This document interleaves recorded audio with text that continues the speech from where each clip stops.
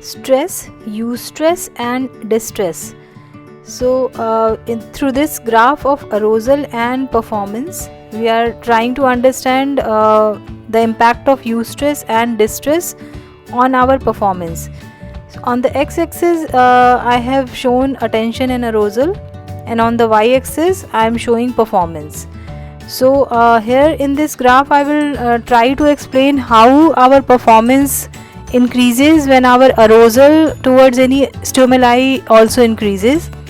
So as you see, as the arousal is increasing, the performance is also increasing, but only after an optimal level the performance starts declining, but the arousal keeps increasing. So once you reach the optimal performance level, you have to focus on working on your the limit of the arousal, so that your performance doesn't decline. So here in this graph you see, after optimal level the performance is declining, resulting into stress and anxiety.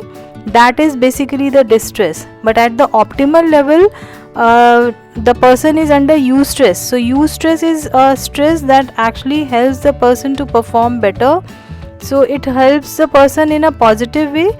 But the distress is a situation where the stress is impacting the performance and the mental health of a person.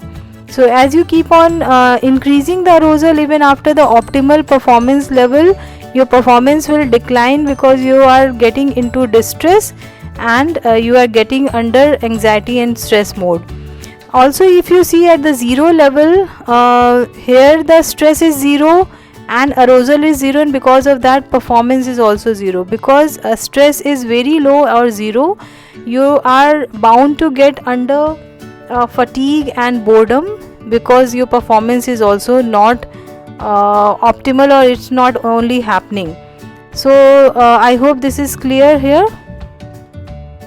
So if you see at the center, the optimal performance level, the stress is under the eustress zone, and towards the right of it is distress, and towards the left of it in the very initial stage it's actually zero stress.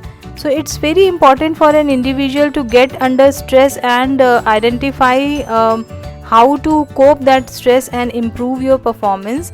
But at the same time it's very important to take a relaxation break, or understand the optimal performance has reached, so that you do not get under distress.